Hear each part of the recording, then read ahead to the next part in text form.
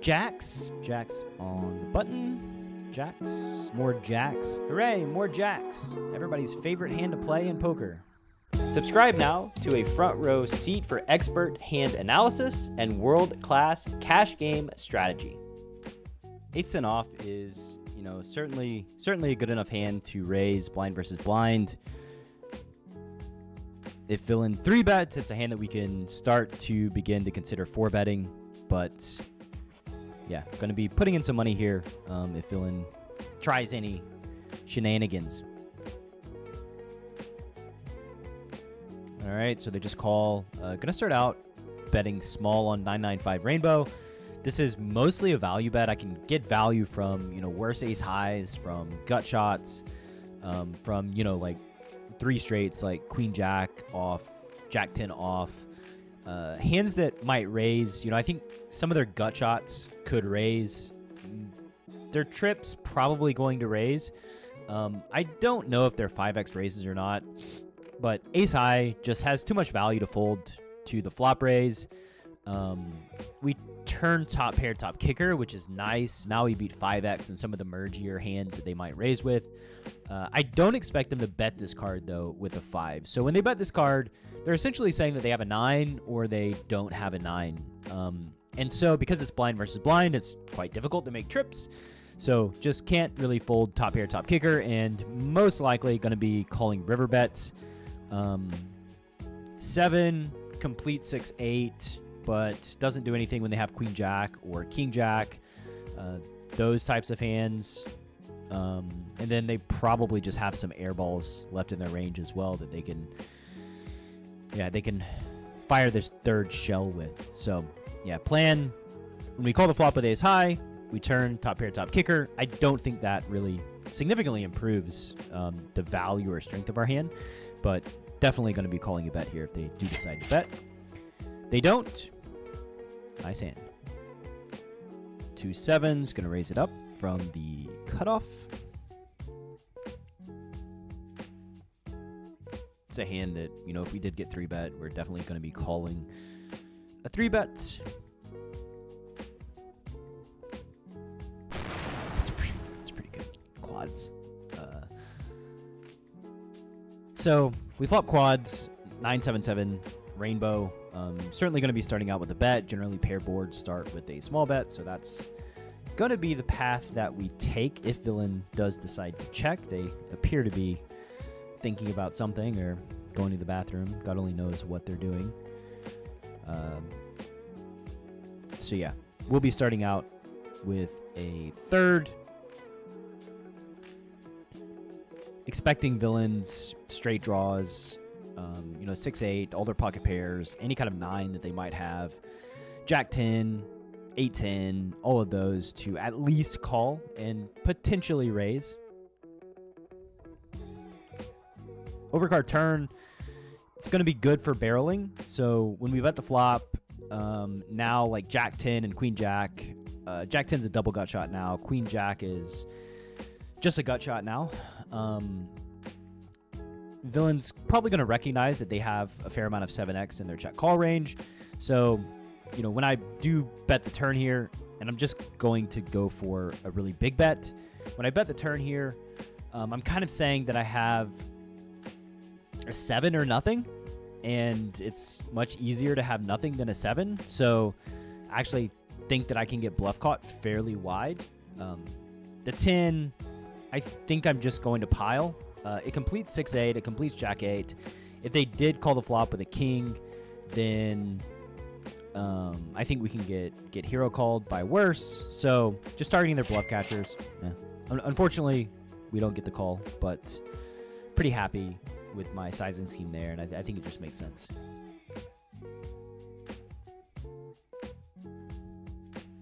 Going to defend, facing a min open with the king 9 off.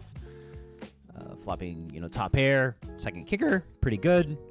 Can do a wide variety of things facing a bet. I think, facing a smaller bet. Check raises on the table. Villain goes ahead and bets half. I could honestly go either way. We'll start with calling, though. Pretty good turn. So turning top 2, double flush draw, a bunch of gut shots villain can have. The king, is going to demote my 5x, my Trey X, my 9x. So it's a card that I expect villain to barrel on quite frequently.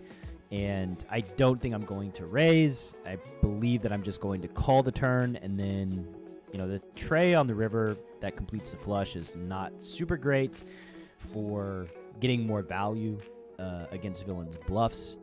I also don't think we can check raise when the backdoor flush completes and villain bets. So, yeah, I just think we call if villain bets. Happily call. Pocket nines on the button.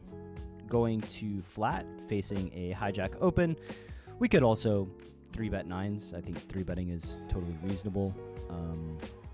Now we get the downside of flatting, which is facing a squeeze from the small blind, but we have a hand that is totally fine playing for 14 big blinds, and so we shall.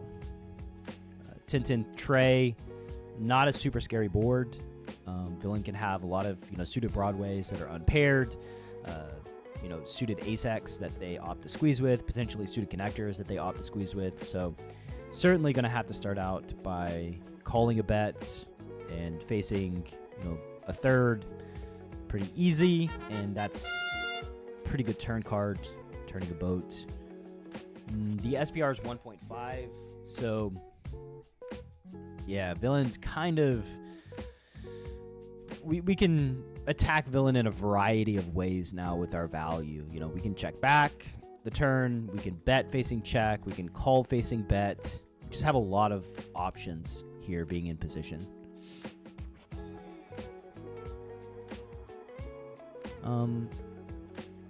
I think that I'm just going to check behind. Yeah. So we get a double paired river.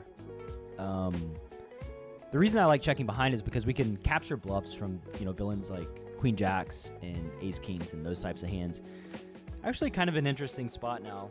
Once the board double pairs and villain bets 66%. Do we raise?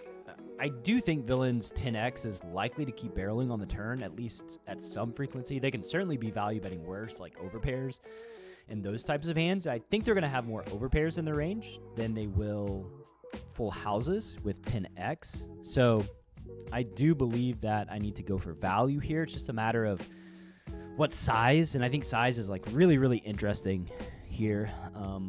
Jamming is going to have... I think I'm actually just going to click.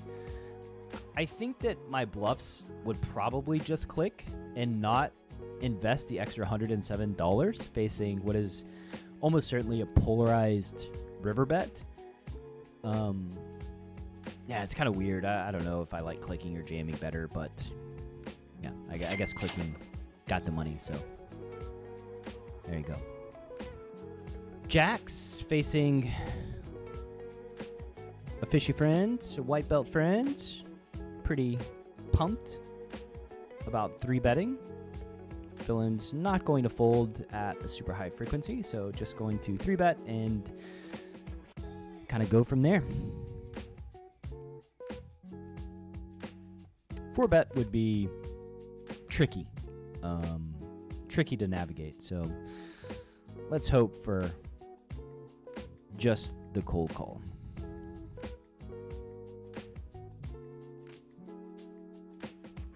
Okay, so we got tricky anyway. So king 10-6. I'm just going to bet the flop, and I'm going to bet relatively small, quarter pots. I can get value from their gut shots, flush draws, 10x. 7 completes straight draws on the bottom end to like 8-9. It gives 6-7 2 pair. The 9 is not great. It completes queen jack. Backdoor flush coming in is not great because villain's gonna have 10x, king x. Yeah, just not the greatest of boards or runouts for the jacks, but didn't lose too much, so no big deal. Kings against our friend who has beaten us with the jacks. Queen 10-9. I've seen better flops. I've seen worse flops. Certainly going to be starting out with a bet. Half pot. This is purely for value. 8. Not a great turn card for kings. Really don't want villain to bet. Once they check back, I think they can have a fair amount of queen x, fair amount of 10x, maybe even some 8x. So gonna try to eke out a little bit of thin value here on the river by betting a quarter pot on the 4 straight, and we'll be folding if we did get raised, but squirrely fish can't grab on. So queen 10 off, gonna be certainly good enough to defend if the small blind doesn't 3-bet. Which they do not, so that's a good flop. Jack 9-4.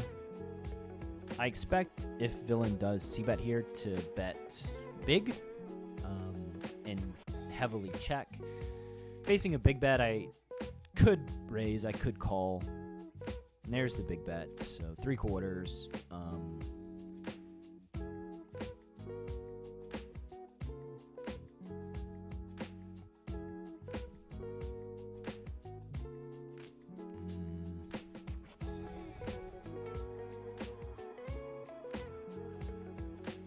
All right, so we called the big bet. Jack pairing on the turn. Top pair pairing is a fairly donkable card after villain bets 70%. So yeah, gonna go for the turn lead. Actually, when I think about it, I actually just would like to check raise the flop with the queen of diamonds. I like having the queen of diamonds because then on flush completing turns, I've got natural barrels that aren't flushes but still maintain some kind of equity. But I guess calling and donking works too. All right, 6s on the button. Very flattable hand in a flattable scenario here with these types of hands, and we get squeezed from the big blind. If the low jack doesn't 4-bet, then we will be coming along for the ride and hoping for the best. I don't think the big blind is like messing around here, squeezing, facing a low jack open and a button flat. I think they're probably fairly equity driven, so maybe ace queen off would be like the bottom of their 3-betting range, and then like 10s plus and some suited Broadway type hands. Villain bets 75% on paired low. I don't think, don't think I can fold an overpair here with 6s. It's just, too good of a board. Misses villain's ace kings, misses villain's ace queens, misses villain's suited Broadways. Really need to defend here with my tiny overpair. And now facing a third is strange, but I'm going to call. Just don't think I can fold in. Yeah, okay. All right. Oddly played ace king by villain, but I'll take the win. Jacks on the button. Happy opening versus the big blind, who appears to be a broken stack, and will probably be getting in there. Facing a 3-bet. That looks to be a fairly normal size versus a reggy looking villain. Just calling jacks, not going to be putting in an in position 4-bet. 7-5 deuce facing half. Nothing to do other than call. Flush completer and the 5 pairing. Both of those are going to be good for me. We have, more 5x in our range than our opponent, especially after they start out with half pot. We also have some flushes in our range. I think I'm going to bet the turn for value here. Can certainly get value from like ace king, ace queen with a heart, maybe king queen with a heart. All right.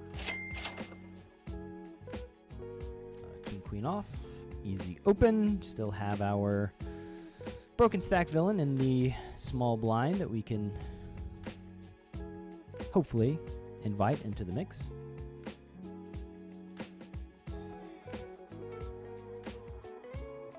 Okay, so top pair second kicker with a backdoor flush draw. It's going to be a board that you can big bet, generally big bet or check. Starting out with half, the 9 completes queen 10. King 9 is now to pair. We have a queen, so I don't think our hand is good enough to go for 3 streets of value, so gonna check behind. Rivering trips is nice. Villain betting 75%. I think they could probably bet even a jack, like queen jack, ace jack on the river for value. They probably have some worse kings as well. They also have, probably boats and straights. So I do think my hand is good enough to raise and would probably just fold to the bet 3-bet. But yeah, happy to eke out some extra value there versus their king 10. Jacks, certainly going to be a 3-bet. Have some depth with this villain, so see if there's any fireworks. Facing a cold 4-bet from either deep villain, that would also be firework worthy. They do appear to be thinking about it, so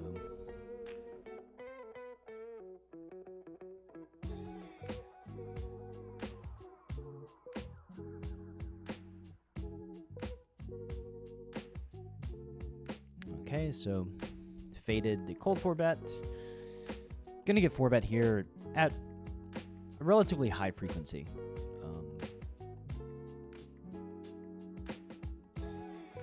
There you go, and it's relatively small 4-bet, so certainly going to be continuing with jacks and then hoping for the best.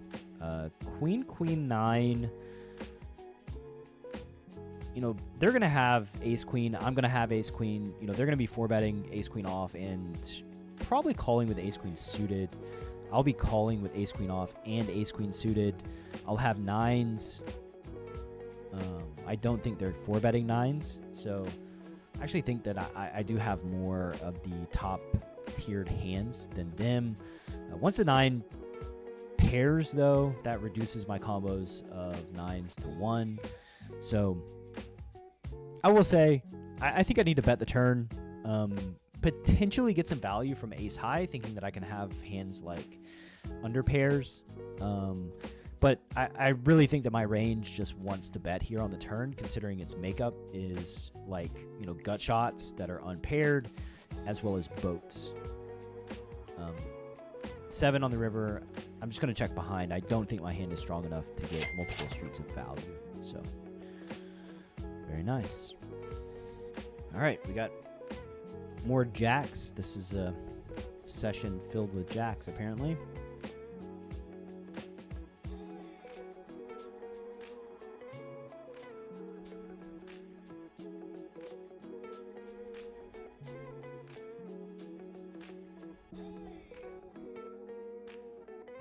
Ten 7-3. Gonna start out with half. Just board that just have to bet with jacks. Villain can certainly call with many worse hands. Ace is not super great. Promotes top ace 10 to top 2. When they call with a hand like ace queen or ace jack, now they turn top pair, so not the greatest of turn cards for us. But villain does still maintain king queen, queen jack, 8-9, maybe jack 9, 5-6, those types of hands. So I think it's way too premature to fold. Queen of clubs on the river completes a front door flush. Thank God they just checked behind, because I don't think I get the call if they would have jammed. 6-8 suited. Easy to defend. Flopping second pair and a gut shot on mono. Pretty dicey proposition. I don't think if villain does bet, I would rather villain just not bet on the 3 straight 3 flush board. If they do bet small, I almost certainly have to call with my hand, but I'm not loving it.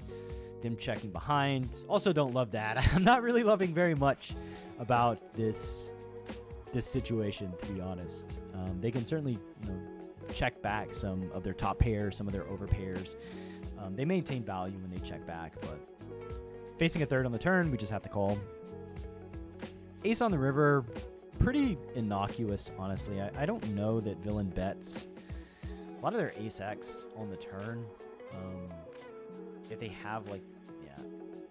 Okay, so if they have enough flush draw, they're going to bet the flop at a high clip. So if they make 2 pair on the river, they make 2 pair. But given the price, I think we just have to call. Hooray, more jacks. Everybody's favorite hand to play in poker. It's actually feels like it's been quite kind to us today. So, all right, facing a 3-bet, we will be calling. 6-7 deuce rainbow. Be flopping overpair. Facing like a 3rd. Pretty easy call. So board pairing, quite good for us. You know, villain may have aces, kings, and queens. I suspect that they bet them on the turn at a decent clip, so I do believe there is some reduction there for those hands. So I'm going to bet a 3rd and, you know, target all their worst hands for value. You know, there's 7x, 8s, 9s, 10s. I think those hands can probably play this way. They will have some 6x, which is a little bit scary, but I just think that my hand is good enough to jam for value against, against the way that they played this hand. Like their range, I think, has some removal for aces and kings and queens. So, whew. Snap call, but snap one. Pocket aces, pretty good hand. Facing 3 bets from pretty aggressive villain, going to certainly be putting in a 4-bet. Things could get wacky if we face a cold 4-bet, but we'll probably jam if that scenario were to occur. So 4-betting here to 22 big blinds. Ideally, villain just shoves and makes for a easily played hand.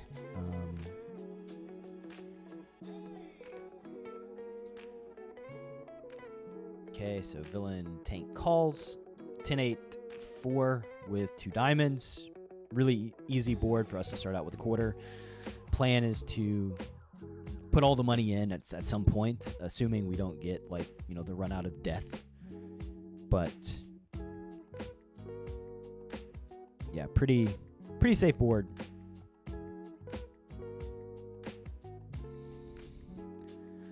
So did not really expect to get raised.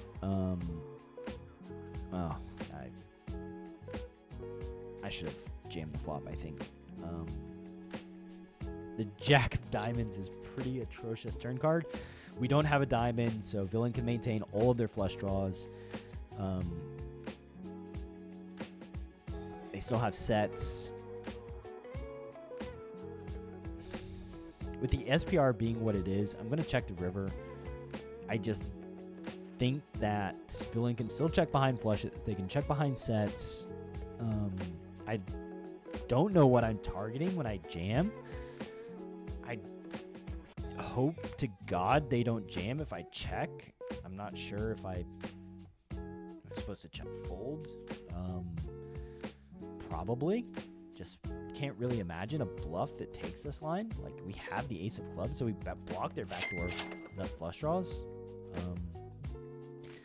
Okay, yeah, I'm pretty unhappy with the way I played that. I should have just bet jammed the flop. Pocket 9s in the big blind. Very 3-bettable hand here.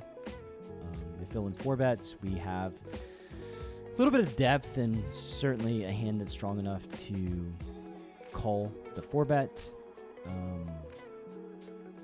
Jack, Jack 7, very easy continue for value here on the flop. Villain can call with, 7x, all their pocket pairs, a bunch of ace highs, a bunch of overcards.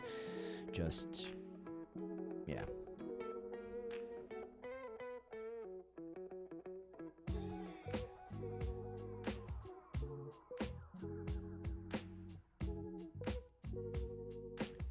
Board double pairs. almost certainly too thin to go for 3 streets. I think if I had a hand like aces or kings, where I can target a lot of their mid pocket pairs, like my hand, for instance, then could think about betting the turn. But yeah, with 9s, just gonna let them, potentially bluff the river with some counterfeit pocket pairs, and then maybe potentially bluff the river with like their backdoor flush draws, their queen 10s, their king queens, their backdoor straight draws, those types of hands. I guess the size that we would like to face would be like 3/4, probably not all in, but they go ahead and check. So now the question, the ball is kind of thrown back in our court. Do we want to value bet here? I don't think they check a jack at a super high frequency. I would be checking back, certainly ace high, king high, but I'm going to go for it with 9s. And I'm using a big size because I think this size is much more difficult for villains to mess with. I should maintain some jack X in my turn check back range. So I do have boats here when I bet.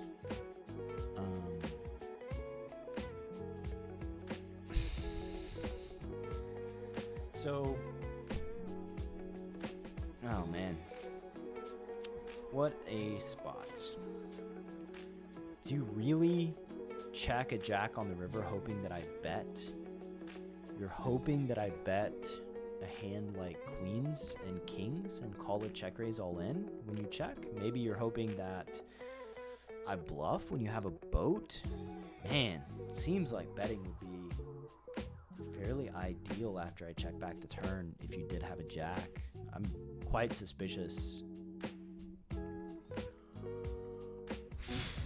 What bluffs do you have? That's one problem. I block a lot of your bluffs. You need to have like a counterfeit small pocket pair that you decide to go with after facing 90. It seems so unlikely. Oh, do I call or do I not call? Oh my god.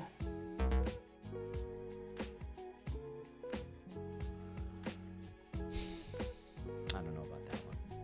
What was your key takeaway from today's episode? Drop a comment down below and let us know. This is Chasing Poker Greatness with your host, Brad Wilson.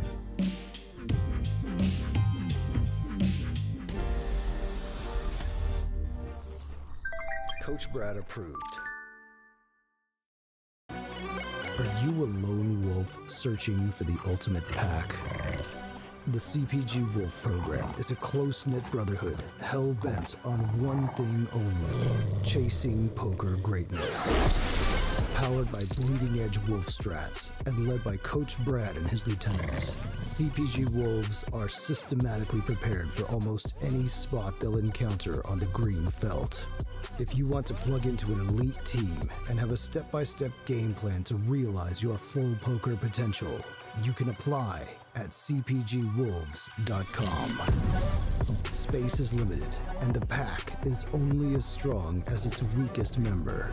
So only the hungriest, grittiest, and most driven will be accepted into the program. Applications are open at cpgwolves.com.